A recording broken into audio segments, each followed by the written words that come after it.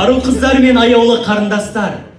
Ана айбын, ана парасат, ана ақыл-ой. Әрине, назарыңыз. Мынау тынымсыз тіршілікпен кеңінен өзі тек аналар мен ажарлар, шын емес пе? Дұрыс айтасың, Ерасыл. Наш сегодняшний концерт посвящается празднику весны, любви. И, конечно же, он посвящен вам, наши дорогие девушки, мамы и бабушки. Добрый день, самые очаровательные, самые милые и самые красивые представительницы прекрасной половины человечества. Көктем шуағымен жыл сайын сағындыра келетін мерекенің салтанатты шарасына қош келдіңіздер. Милые дамы, в праздничный весенний день со словами поздравлений и пожеланий на сцену приглашаем нашу любимую, обаятельную, стильную и креативную Құралай Ғазизқызы Идрисову. Прошу.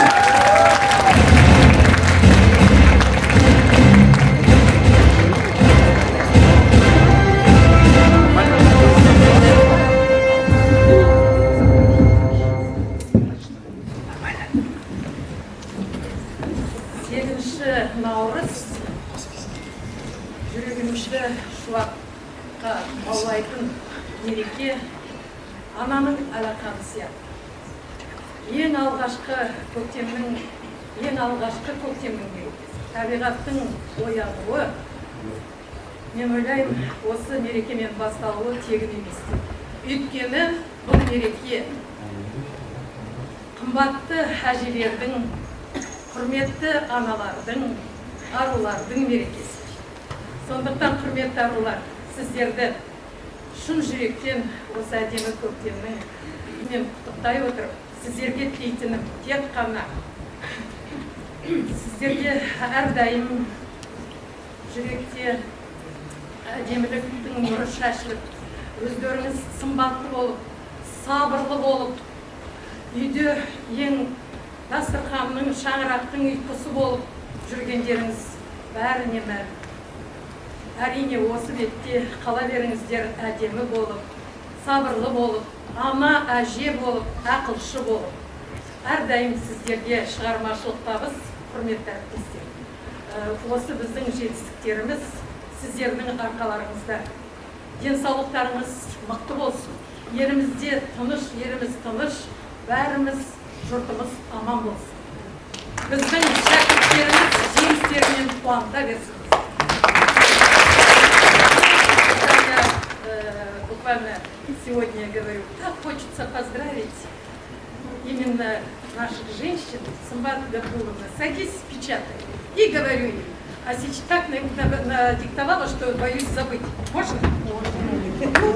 Дорогие, милые женщины, коллеги, красавицы, милые, застенчивые, добрые, целеустремленные, деловые, умные, загадочные, неповторимые и уникальные. Какой красочный эпитет не возьми, он обязательно окутает теплом наших женщин, нашего высшего колледжа имени Акацева. Дорогие бесценные женщины, пусть добрые, хорошие комплименты звучат музыкой ежедневных будней. Пусть глаза сияют от внутреннего доброго света. А если и появляются слезинки, то пусть они от счастья появляются. И, конечно же, пусть всегда будет красивый смех. Желаем вам крепкого здоровья, неувядаемой молодости и неиссякаемой бодрости духа. Пусть благополучие станет вашим постоянным спутником жизни. Жизненная дорога ваша будет ровной и беспечальной, а ваши спутники добрыми и искренними друзьями. С праздником Дней весны, наши дорогие любимые, с праздником любви, с праздником процветания, с праздником красивой жизни, мирной жизни. И чтобы наша многонациональная страна, наш многонациональный колледж всегда был примером для всех служил. И чтобы у нас был мир, взаимопонимание, уважение друг к другу и к нашим традициям, обычаям, языку. И чтобы мы, естественно, ценили всех тех, кто рядом с нами живет, кто с нами рядом работает, кого мы учим, кто у нас учится, у кого мы учимся, у молодых, особенно в последнее время стал учиться. Наши молодые студенты умеют сейчас, знают свои права и обязанности. Поэтому я радуюсь, когда наши студенты поднимают некоторые злободневные вопросы. Поэтому әрине бір-бірімізді сыйлап, бір-бірімізді тыңдап, бір-бірімізді әрқашан мақтап, олар елдің балалары не дейді? Бір-бірін батыр дейді. Иә, бір-бірімізді кемітпей, бір-бірімізді ренжітпей, айқайламай, сыйластықпен өмір сүрейік. Тыныш болсын елімізде де, жанұямызда да осы екінші ортада да, шаңырақтарымызда да береке, молшылық, тыныш.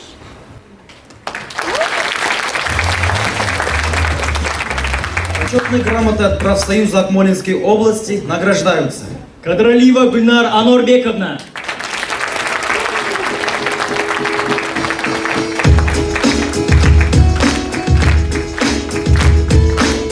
Грамота білім беру жүйесіндегі адал жұмыс атқарғаны және кәсіби қызметте қол жеткізген нәтижелері үшін Көкшетау қаласы консерваториясындағы жоғары мәдениет колледжінің директорының оқу өндірістік жұмыс жөніндегі орынбасары Гүлнар Әнуарбекқызы Кадралиева марапатталады. Төраға Абдрахманов.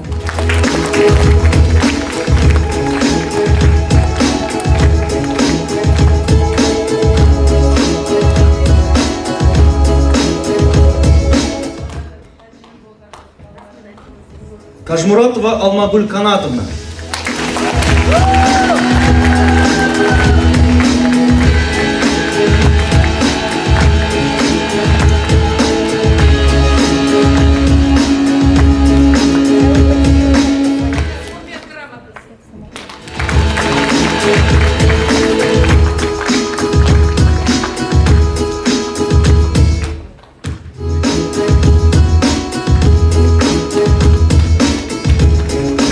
Шапалақтарыңыз.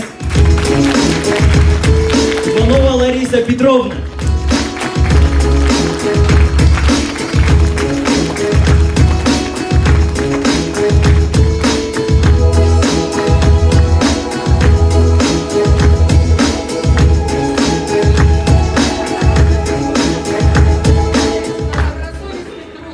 В системе образования, многолетний у нее тут, и достигнутые результаты профессиональной деятельности. Это пианист, которого в области у нас нет. Педагог, пианист, музыкальную литературу, международную музыкальную литературу. Лучше ее никто не знает.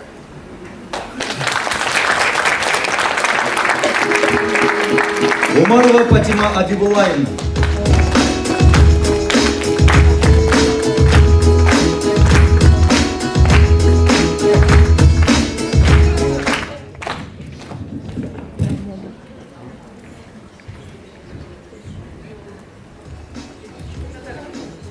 Доғыл шапалақтарыңыз. Почетные грамоты от Высшего колледжа культуры имени Акана Сере награждаются. Букешева Маржан Арсанбековна.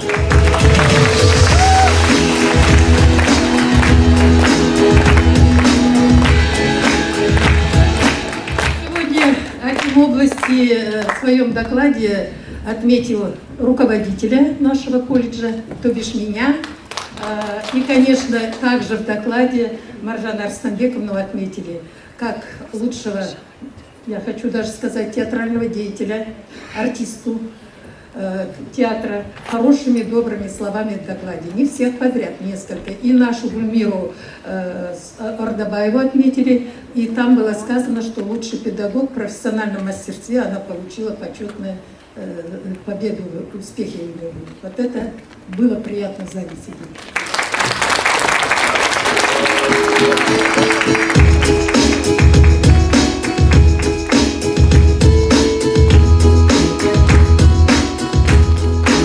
Дервач Светлана Васильевна.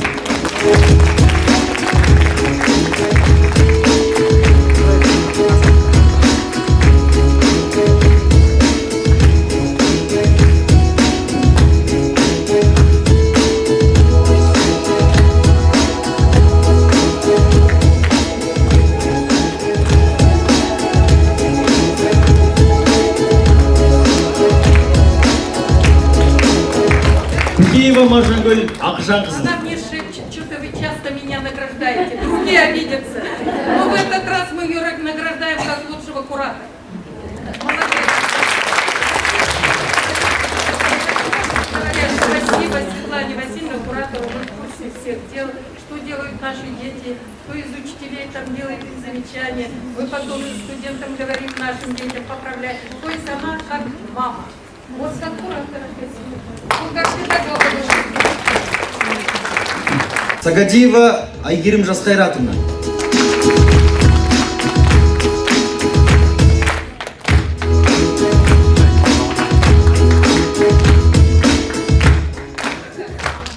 В области отметили ее как педагога. Сегодня мы ее благодарим за хорошую работу. Никитенко Вера Васильевна.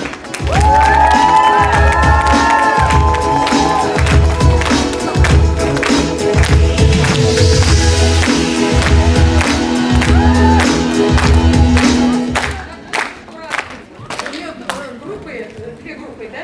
И всегда. Кто вакцины 100%, это Вера Васильевна получила. Кто концерты организовывает, вот последний вот концерт, который был позавчера или вчера был, третий курс, да? Четвертый курс пока. Ой, какой красивый, вот прям удовольствие. Как лучшему куратору, организатору. Спасибо.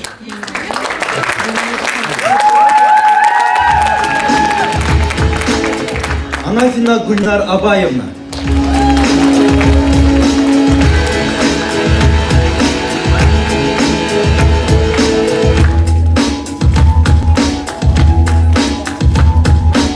Лучший бухгалтер в области. Без Гульнары Анафиной жизни нет колледжа. Я ее жду, выглядываю, говорит, когда она приедет.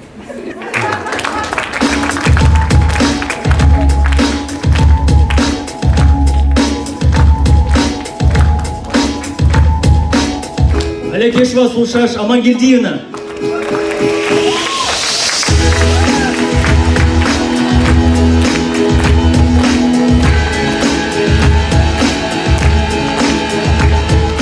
Все материальные ценности колледжа миллионные у нее в руках, да, и да, миллиардные говорит. И, конечно, это помощник Алексея нашего Даргановича Черникова бесплатно профсоюзной деятельностью занимается. И это приносит ей удовольствие такое. Так что давайте. Кирибаева Сымбат Габдуловна.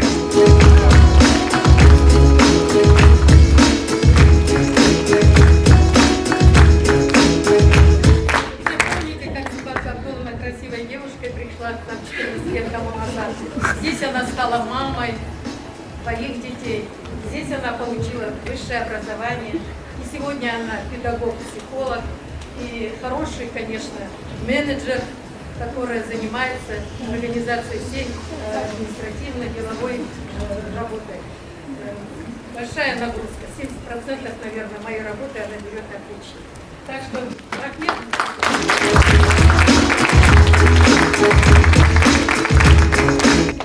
Усаинова Кымбат Мукановна.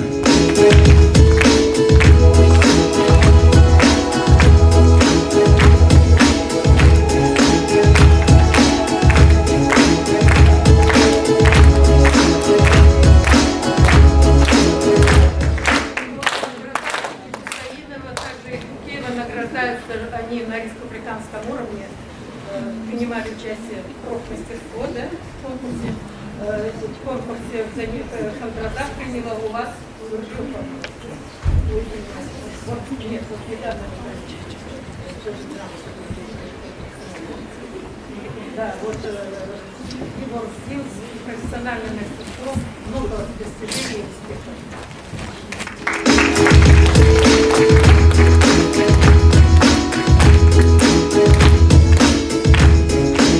Асенова Гүлнар Сагындыковна.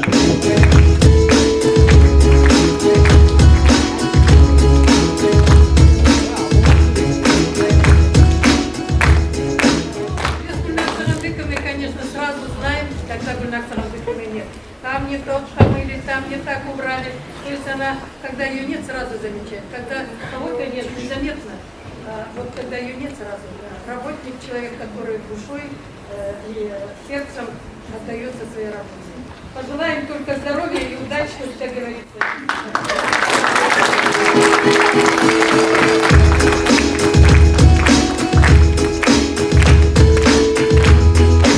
Макжанова Роза Кабидулиновна.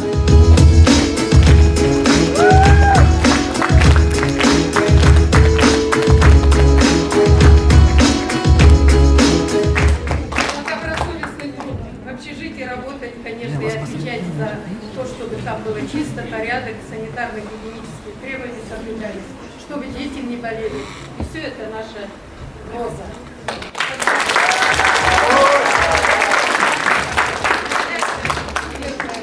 Дому, семье и, конечно, и здесь преданно работать.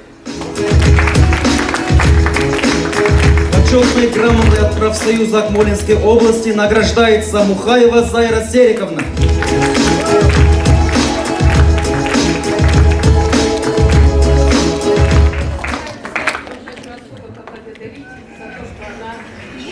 Хорошо делать свою работу, наша выпускница, какое бы поручение ни делать, не поручили, на областном уровне президентская елка, спектакль и другие вопросы, которые ей поручаются, она выполняет без паники, без шума, скромно, качественно.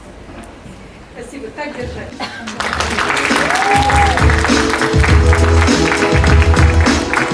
Всем женщинам Сауле Булатовна зашла, говорит, надо приказ. Я говорю, какой приказ? 8 марта. Мы к праздничному столу нашим женщинам, педагогам, нашим вспомогательному персоналу, всем по мере возможности влияли. Құрметті құралай қазис. Аңдай тұғын не түзуіне бұрысты, тас аяқтай, қатырар бар жұмысты. Қолдан келген көмегін аямастан, жақсылықты жасауға ол тырысты. Ақылы да көркіне сай келгенді, сүрінгенді көтеріп демегенді. Өзіңіздей қыз бала болса көптеу, гүлденер еді еліміз егеменді.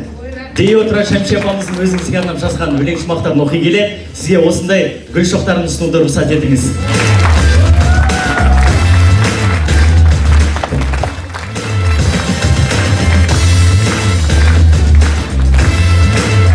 Мерекемізбен әрине, остан жүгі ауыр жүк. Адамның барлық қате кемістіктерін кешіріп, ана орнына ана болған, бұл өте үлкен жұмыс емес пе, Назар? Әрине. Шәкірт десе ойламайды өз қамын. Көрсем дейді күнге де қол созғанын, шәкірттерін өзінен де озғанын.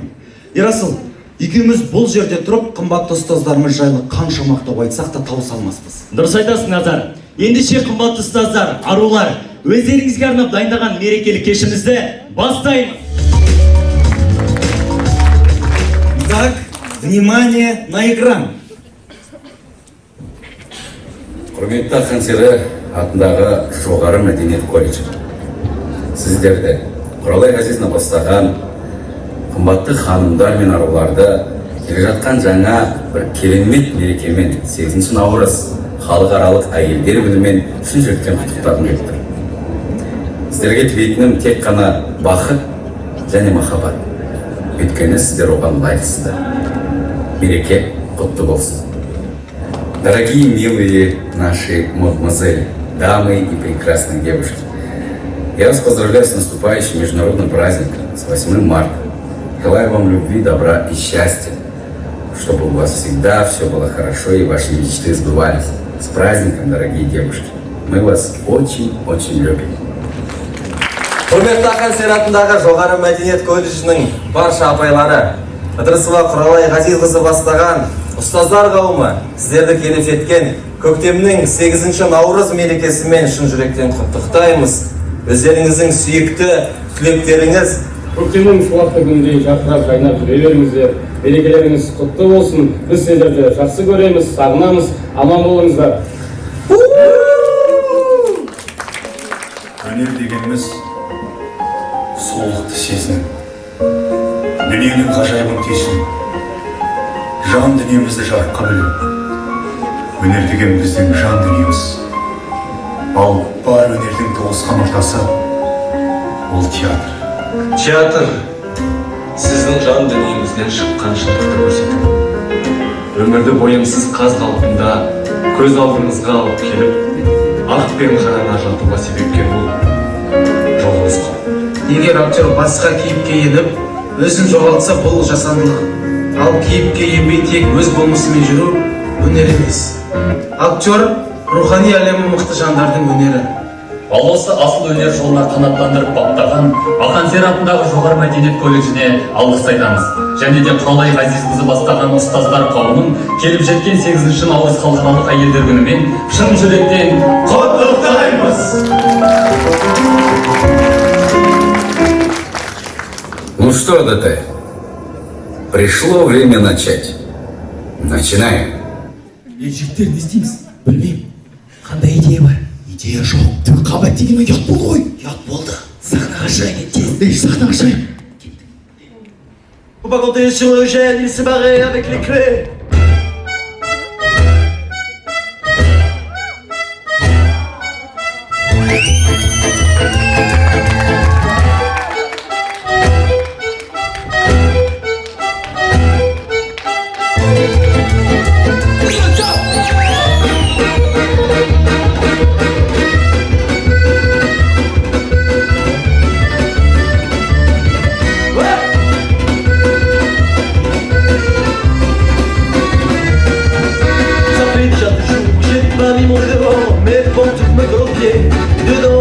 Sous les bébrocs sont là. Écoutez, regardez passer le temps.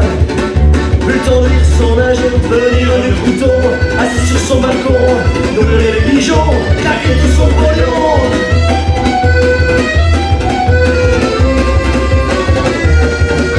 Demain ça ira mieux, Marcel vient nous rendre visite. Il va sûrement nous rapporter des nouvelles de la promise de celle en qui on croit. À qui on dit oui dès la première visite. La dernière, je voulais dire.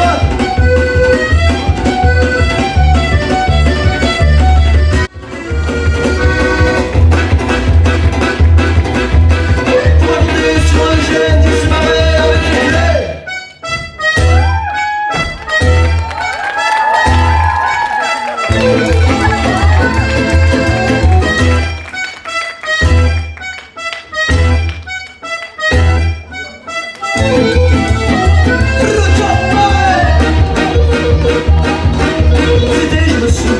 Sur le pont de Toliac, pas loin de chez Eugène, là où le miracle s'est accompli, les sourds entendent qui ne voulait plus voir, regarde nous aussi. Tête dans la terre, je voulais dire, et ma foi, on dirait que ce hiver, la tête dans la terre, on y voit pas si mal, et attention, la couronne de la solare. La data, la moquette, on trempe ton cul dans la soupière, la surveille ses arrières, on oublie qui est son frère.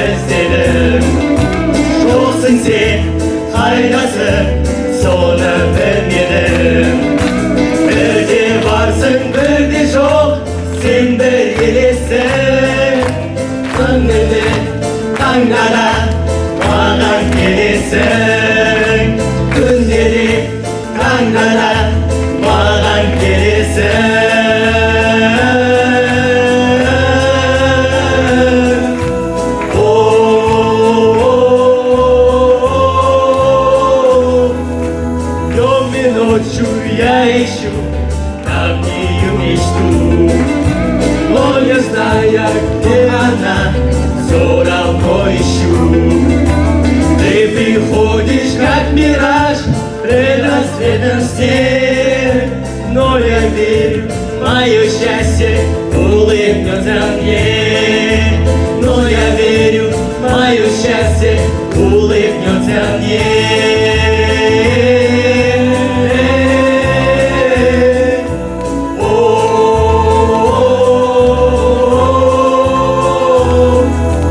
Құс болып ұшалсам табар мемірді. Сендей жан мен үшін жоқ бұл әлемде. Сені іздедім қаладан, сені іздедім даладан. Жоқсың сен қайдасың, жүрсің сен қайда? Жоқсың сен қайдасың, жүрсің сен қайда?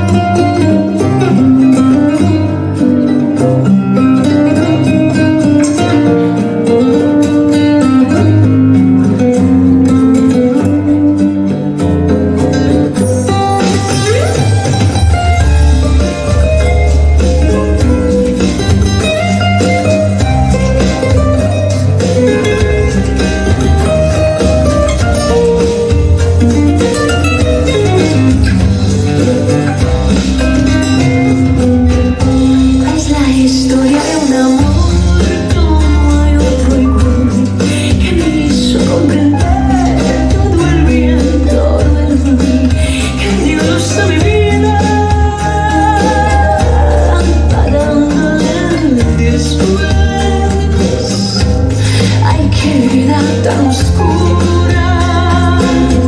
Sin tu amor no viviré. Siempre fuiste la razón de mi existir. Adorarte para mí fue religión. Y en tus besos encontraba el calor que me brindaba, el amor y la pasión. Y en tus besos encontraba el calor que me brindaba, el amor y la pasión.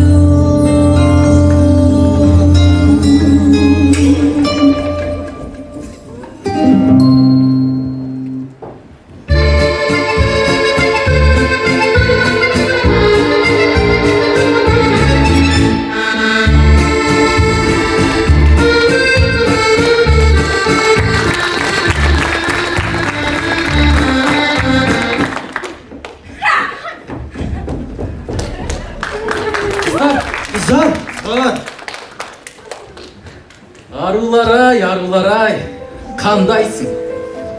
Біреу жеріп тұрса дағы қалмайсың, біреу сүйіп тұрса дағы бармайсың. Арулар-ай, қандайсың? Арулар-ай, қулар-ай. Жанарлардың жауын алып тұрған-ай, біле тұра, бүйректерің бүлк етпей кетесіңдер, тыңдай тұра, тыңдамай. Арулар-ай, қулар-ай. Аруларды еркектерден көп дейді. Ойбай, бола берсін көп мейлі. Ару деген әдемі ғой, әдемілік. Бізге көпті кетпейді. Қай жерде мейлі қай елде, әлемнің мәні әйелде. Мықтымын десең ойыңды, әйелге бар дәлелде. Әйелсіз айтпан әндімен, әйелмен, дәмді әңгімен. Сүйкімді болсаң шынымен, әйелің сүйсін алдымен. Любите женщин, господа. Их красотой природа одарила. Но красота души в 100 крат ценней. И если сердце их любовь вдруг опалила, нет в мире ничего ее сильней. Не каждый может тронуть ее сердце, не каждому откроется душа. И если не получите ответа, любите женщин, любите, господа.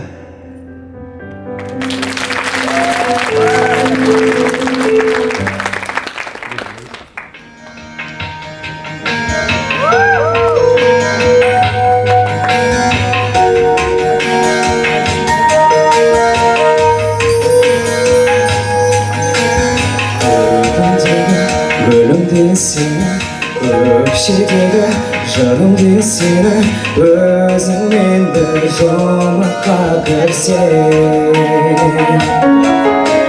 Шамшырағым гүлімді сені, әнші бағым гүлімді сені өзіңмен бір жұмаққа кірсең.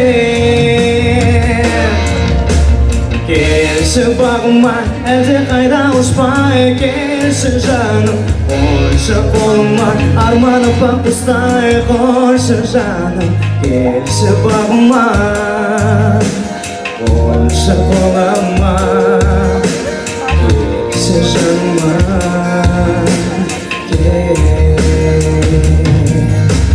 Сағынғанда саялайын сені, ақуымдай аялайын сені, айдынында қалықта жаным.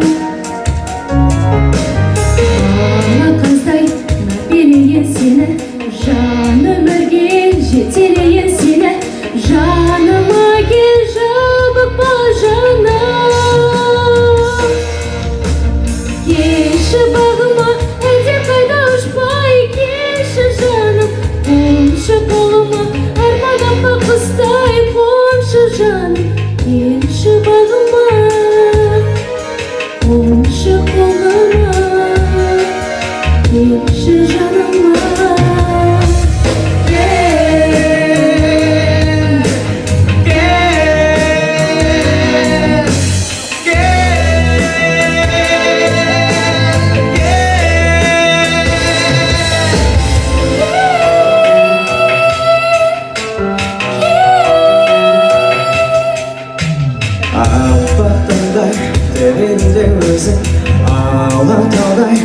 жүрегімде өзің жер бетінде қатар жүргенде Уыстасып бірге күн кешуге Уыстасып бірге үмде сүйет Атарда мен батар күндерде Келші бағыма әлде қайда ұшпай келші жаным Қоншы қолыма арманыма құстай қоншы жаным Келші бағыма Қоншы қолыма Келші жаныма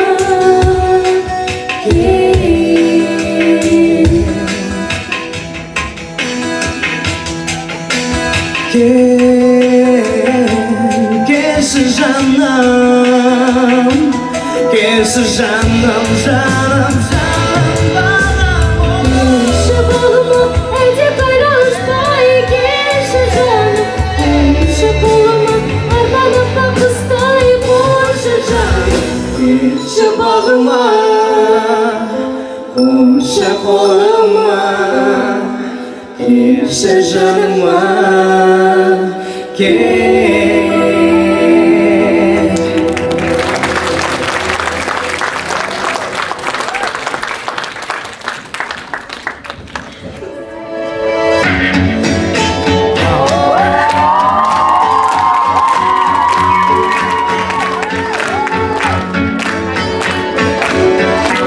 Я снова был неправ, а ты решила верно, наверно.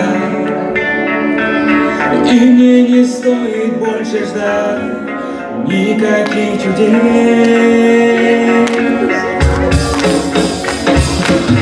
Но я перед тобой стою, и непонятно, что ловлю. Я просто не могу идти, ведь я тебя люблю. И сильно она вернется, она мне ночью заменяет солнце. Она услышит, она заплачет, и я надену ей кольцо на пальчик. Я надену ей кольцо на пальчик. Один мой друг мне дал совет: поищи другую, такую. Вечной любви на свете нет, и твоя пройдет, и твоя пройдет. А я ответ ему молчу, а я убить его хочу. Любую боль перетерплю, ведь я тебя люблю. И все вместе! Сильно она вернется, она мне ночью заменяет солнце. Она услышит, она заплачет, и я надену ей кольцо на пальчик. Она вернется, она мне ночью заменяет солнце. Она услышит, она заплачет, и я надену ей кольцо на пальчик. И я надену ей кольцо на пальчик. Она вернется по-другому, быть не может теперь. Она ведь передает моим любовным трагедиям. Мы столько с ней видали, вашим миром поскандали. Но мы с одного металла твари про одну медали. Я буду ждать, как Одиссей ждал перелому. Неважно, сколько я люблю, значит это стопа. Она услышит, мне поверит, и она простит. Она вернется, и кольцо на пальце завести. Она вернется, она мне ночью заменяет солнце. Она услышит, она заплачет, и я надену ей кольцо на пальчик. Она вернется, она мне ночью заменяет солнце.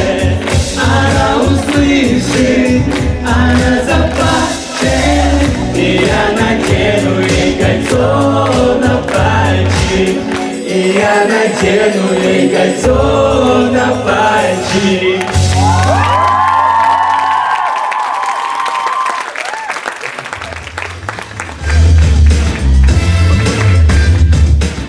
Назар, білесің бе, ең күшті нәрсе не десе, әйелдің әмірі дер едім. Әйелдердің барлығын жердегі тәңірі дер едім.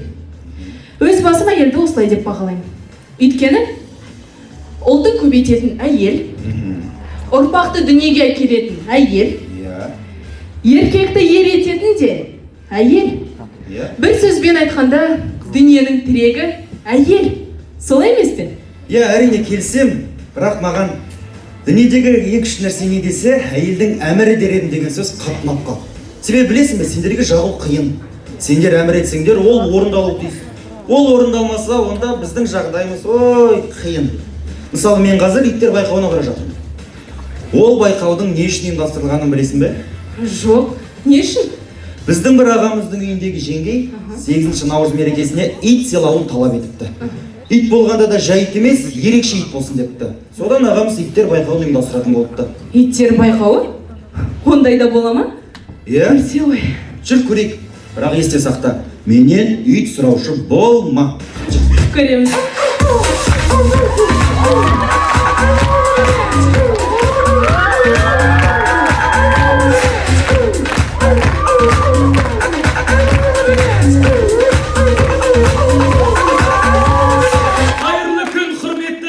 Мен мырзалар, ит сыны байқауына қош келдіңіздер.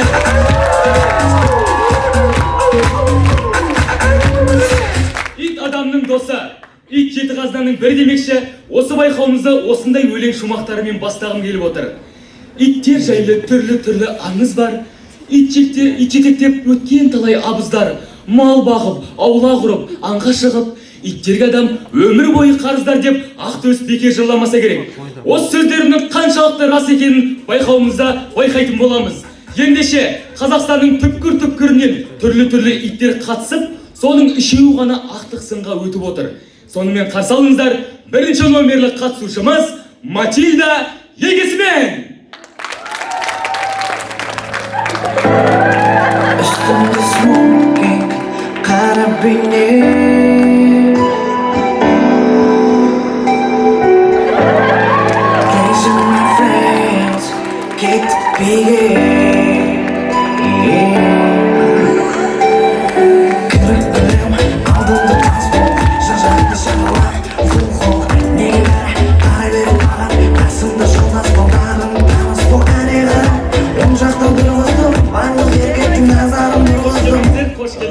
Hoş gördük.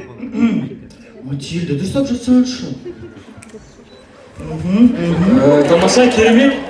Сонымен екінші номерлі қатысушымыз Киллер Егесмен.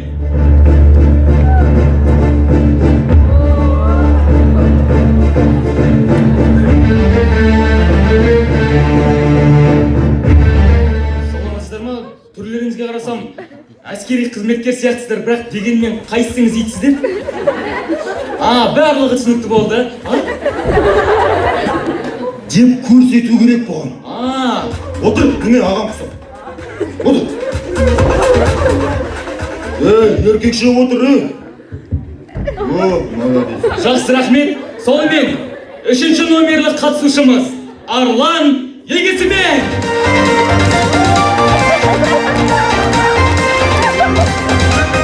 Нұрбол мырза, не іздеп жүрсің?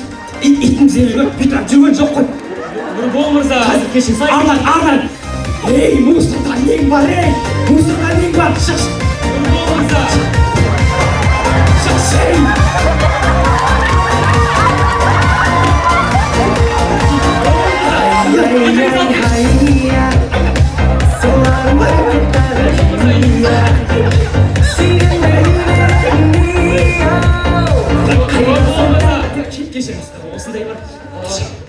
Жақсы, кешіріңіздер құрметті көрермендер.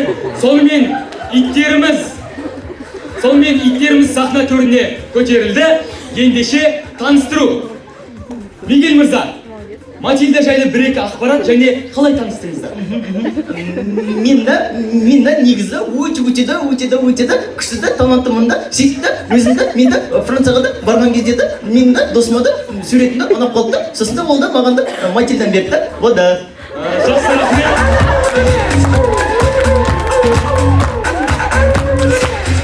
Назар мырза, киллер жайлы бір-екі ақпарат және мәлімет айта кетіңіз. Ақпарат дегенде бұл жалпы қуар одасы бульдог. ақш-та 14-ші ғасырда пайда болған иттердің бірі. Енді сол.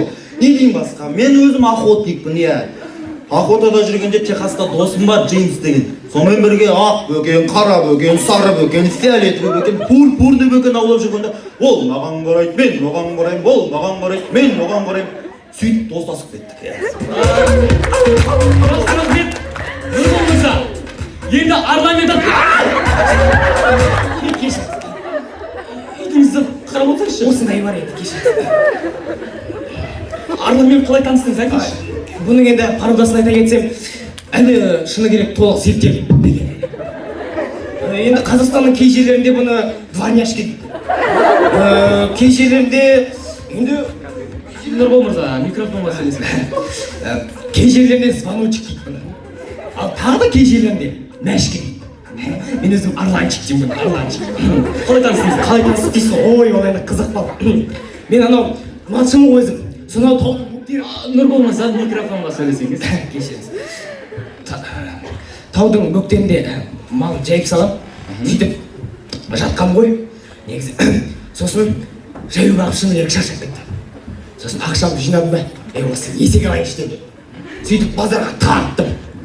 Жеткенше қараңғы түсіп кетті. Ақшамды иесіне бердім да, бірдеңе ақырады. Ол бірдеңе ақырады. Бірдеңе біліп алдым да, үйге қарай тарттым. Сосын келеді да, түстім да, үйге келгеннен кейін қораның алдына. Нұрбол мырза. Микрофон. Есекті байладым да үйге ұйықтауға кеттім. Таң атысымен көзімді өйтіп уқалап, қораның алдына келіп қарасам, мына хайуан ақырып тұр. Сонда сіз есекпен итті ажырата алмай қойдыңыз ба? Бұл ақырғанда бар ғой, есекіне, итіне өзіңіз ажырата алмай қойсыз. Қан көрейінші. Көрейін. Арлан есек.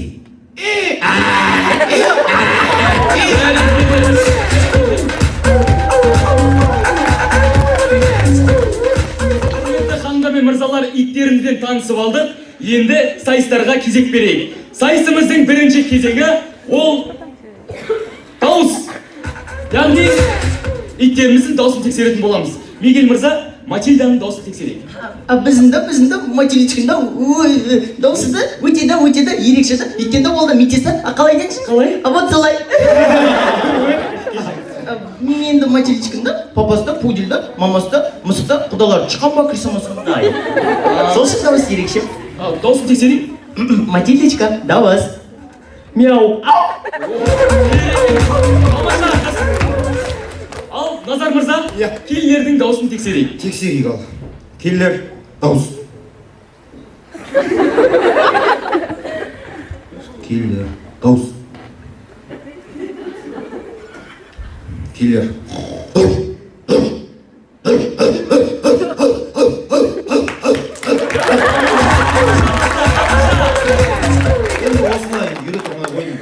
Ал, Нұрбол мырза, Арланның дауысын тексерсек. Ой, біздің Арланчик енді 5 дауысты алады өзі.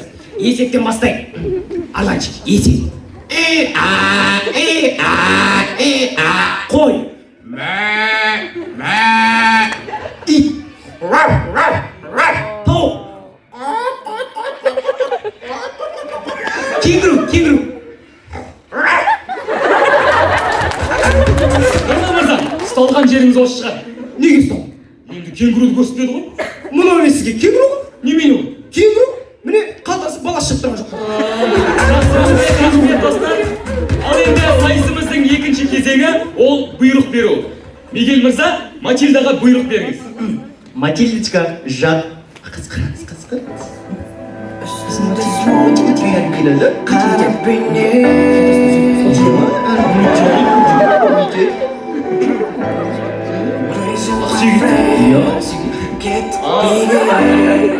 Алдын тазалап артына жатқан қызық екен. Оның алты таза болса болды ғой, артық айтесіз оның. Жақсы, рахмет. Назар мырза, киллерге бұйрық беріңіз. Ол киллер жат.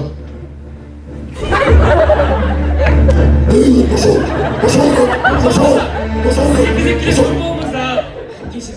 Ал Нұрбол мырза, итіңізге жат деген бұйрық беріңізші. Арна! Осындай бар, осындай бар.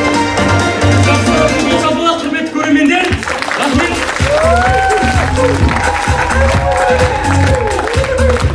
Ал енді сайысымыздың үшінші кезеңіне де келіп жеттік. Үшінші сайыс ол өнері. Әр иттің өз өнері болады. Оны егелері ашалды ма екен, қазір байқайтын боламыз. Мигель мырза, Матильданың қандай өнері бар? Мен де өзімді өте Мигель мырза, да демей сөйлеңізші. Жақсы. Мен де Да демей сөйлеңізші. жақсы. Негізі Да демей сөйлеңізші. ду деш болмаса. Тым болмаса дуридару ду деш. Иә. Жақсы. Мен ду. Негізі де өте да. Жарайды, тез айтыңыз. Жақсы. Мен де негізі өзімді суретшімді, сосын мен де сурет саламын да, бұл да көретті, бұл да сурет салады. Санау керек бұл, тексеріп ал. Келілер, мынау қанша? Тамаша. Бірақ сәл қиындатсақ. Қиындатайық. Келілер, мынау қанша? Бәрекелді. Тағы да сәл қиындатсақ. Қиындатайық, кел. Сонымен ұстайын ба? Келілер, мынау қанша? 10. Итіңіз сәл еріншекті екен, 10 рет өреме десем, 10 дей салды ғой. Нұрбол мырза, Арланның қандай өнері бар? Біздің Арланшық туып тұрған өнері ғой енді. Біз бір сөзбен айтқанда тойдың гүлі емес. Дуэтпіз, бірге айтамыз. Қазір естейсіздер. Арланшық кетті. Енді жеңімпазды анықтайтын сәтке де келіп жеттік. Ол үшін сіздер шапалақ ұру арқылы жеңімпазды анықтайтын боласыздар. Ендеше Мигель Матильда!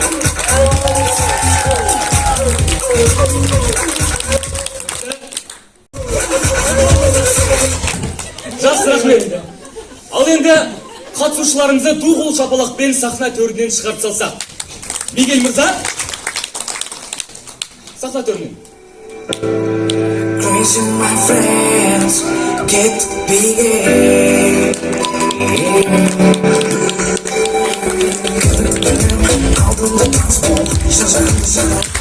Назар мырза, сіздерді шығарып тасалым.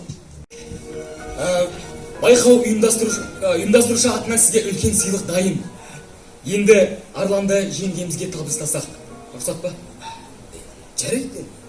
Ал Арлан, кеттік. Тоқтай тұрыңызшы. Қоштасмасам бола ма? Жарайды. Қоштасамыз.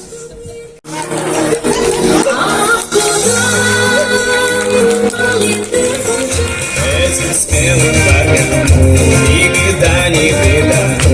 Путеводная им помогает звезда.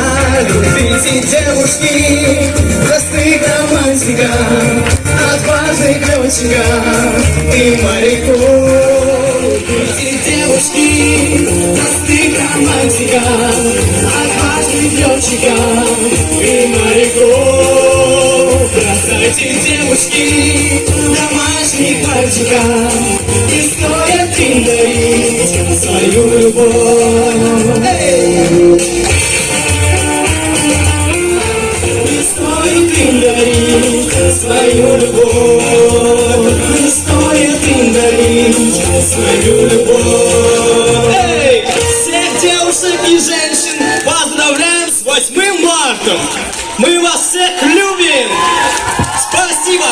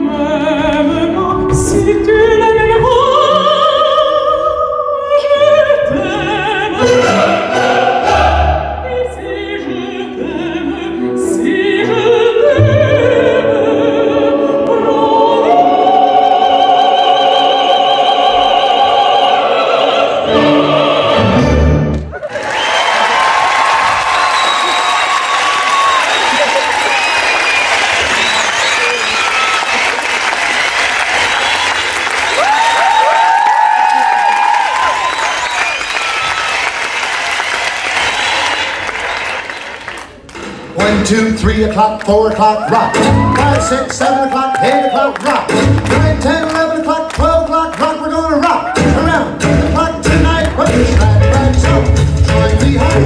Have some fun when the clock strikes. We're gonna rock around the clock tonight. We're gonna rock, rock, rock till broad daylight. We're gonna rock around the clock tonight.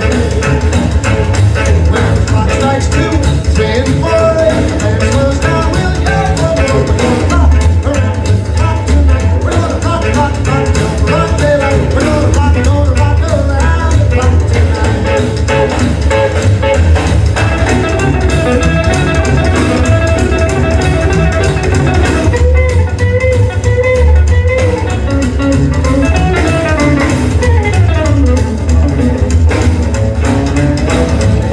When the times ring 5, 6, and 7, we'll be right in 7th heaven. We're gonna rock around the clock tonight. We're gonna rock, rock, rock till broad daylight. We're gonna rock around the clock tonight.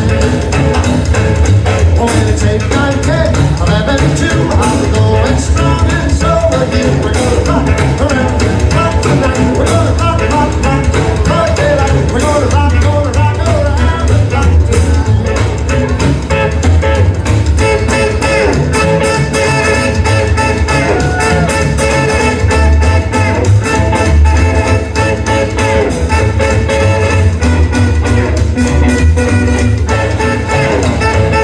When the clock strikes 12, we'll pull off and start rocking around the clock again. We're gonna rock around the clock tonight. We're gonna rock, rock, rock till broad daylight. We're gonna rock around the clock tonight.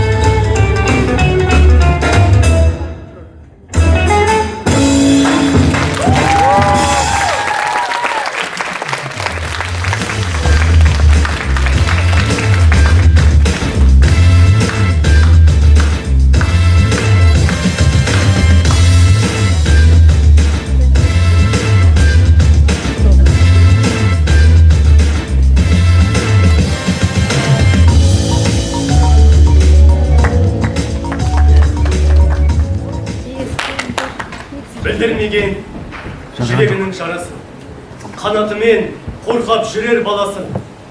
Азамат қып өсіргенің ішінде мен алдыңда қарыздар бұнан ашыл. Мінезің бар, байсалды да байыпты, кештің талай, мен жасаған айыпты. Ана деген асыл жансың, асыл жан.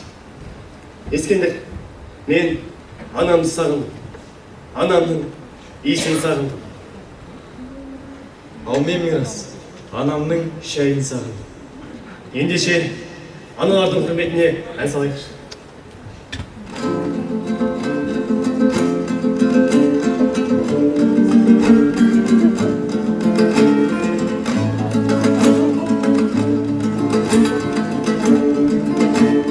Бір шәугім шай бар меді естерінде, қара шәугім қайнайтын пештерінде.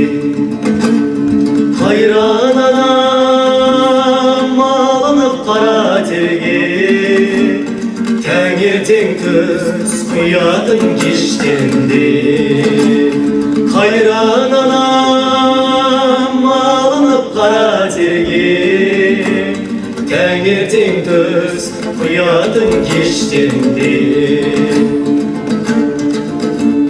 Қойдың қия отына құрғақталған, қара мұржа түтіні будақталған. Таң бозынан тұратын қайран анам, бір шәугім шай құятын қаймақталған. Таң бозынан тұратын қайран анам, бір шәугім шай құятын қаймақталған.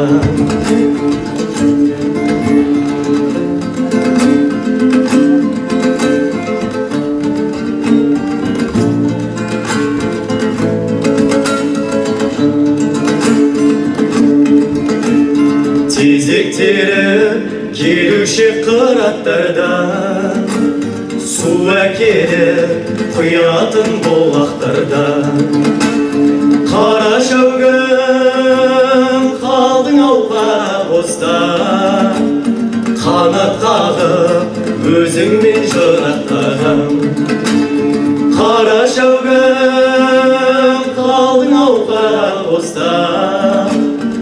қанат қағып өзіңмен жырақтаған, қанат қағып өзіңмен жырақтаған.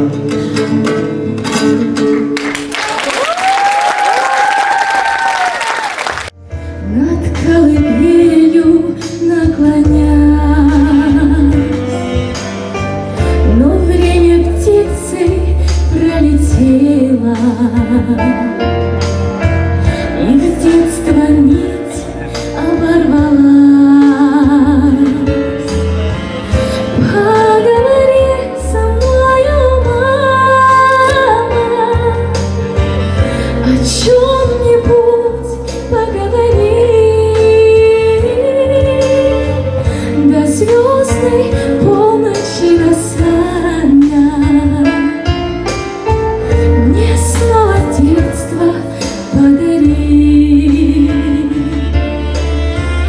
Поговори со мною, мама, о чем-нибудь поговори. До звездной полночи касания мне снова детство подари. Довольна я своей свободою,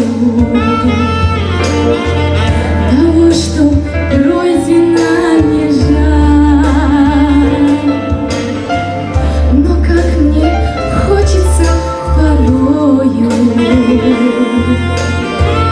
вернуть безоблачную даль.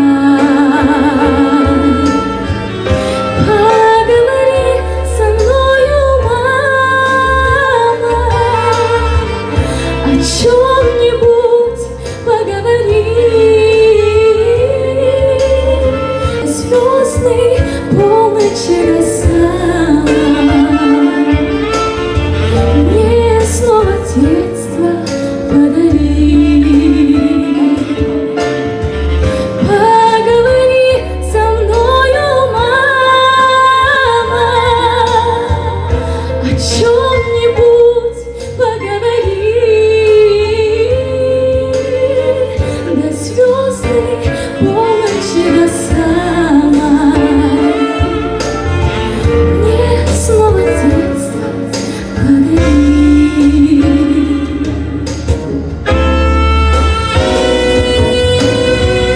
Минуты сказочные эти навек оставлю в сердце я. Дороже всех наград на свете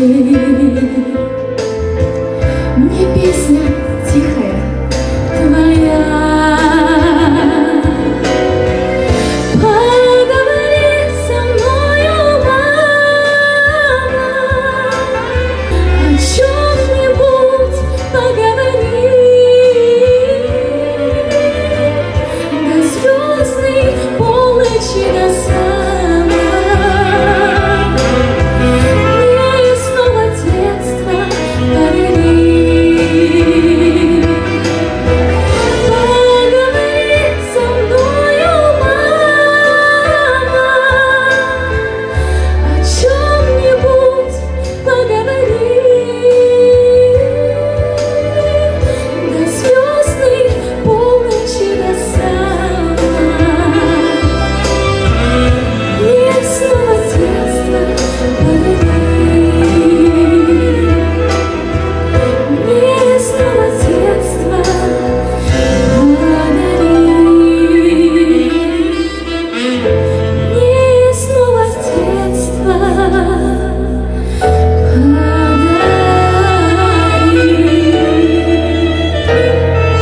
құрметті әйелдер қауымы, сіздерді мерекелеріңізбен.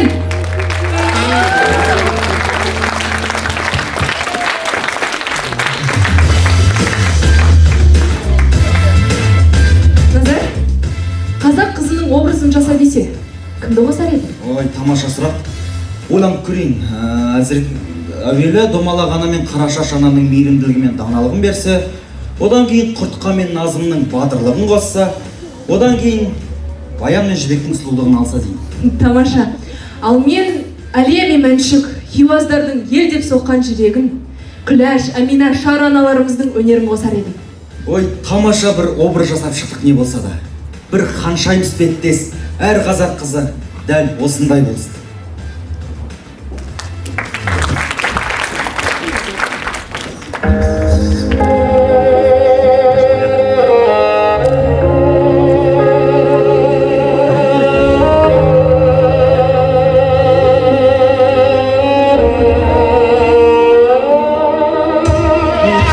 Қызы намысын сыңғырлаған сезімдей, Айша бибі домалаған алардың көзіндей, Баян сұлу қыз жібек еңліктердің өзіндей, намысыңды ерлердің қорғас екен көзілмей. Жүгін мен Әлиям жаудың бетін қайтарған, Әбирам мен Нәзәтім өлдің сөзін айталған, Файзам мен Марфуғам елдер сөзін айталған, қазақ қызы ешкімден тең түспейтін майталма. Ахой де, ахой де,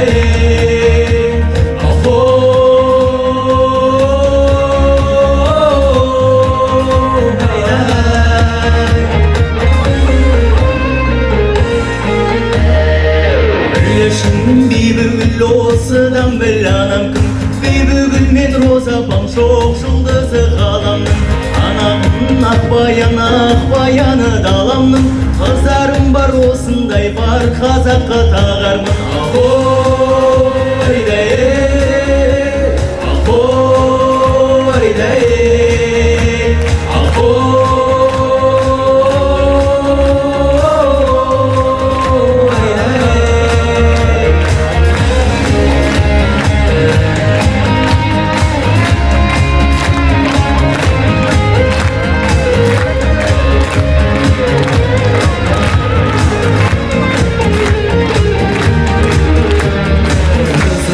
батыр боп арсатуға қақың жоқ, аналарды кешегі аңсатуға қақың жоқ, қабырғасын халқымның қаусатуға қақың жоқ, қазақ қызы жаныма сенен артық жақын жоқ. Әдебиетте Айман мен Шолпанындай жүректің, күй ойнаса Дина апам қалып шекті жүректің, бүгін Мақпал апайға сағынаға гүлектің, қазақ қызы сендерге ең тәттісі тілектің. Ахой да ахой да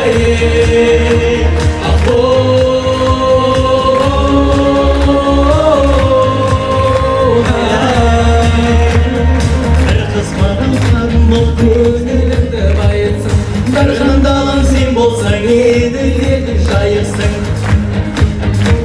Көлде жүзген қайықсың, Қазақ қызы қазақтың жігітіне лайықсың. Ахой да ахой да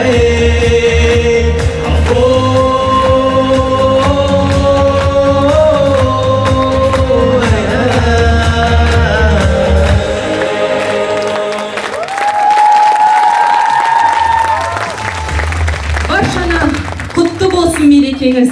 Әрқашан ана сізбен мерекеңіз. Ақтасақ ақ сүтінді асыланам, сонда ғана кісілікке теңесеміз. Ну вот и подошел к концу наш праздничный концерт. Пусть ваши желания исполняются все чаще. Близкие окружали вас нежностью и теплой, заботой и безграничным вниманием. Счастья вам, дорогие дамы! Құрметті ханымдар, сіздерге сыр бермес денсаулық, шаңырақтарыңызға шаттық, еңбектеріңіз ақталып, армандарыңыз орындала берсін. Бүгінгі күн мерекеміз аяқталады. Қош сау болыңыздар. До новых встреч! Құрметті арулар, мереке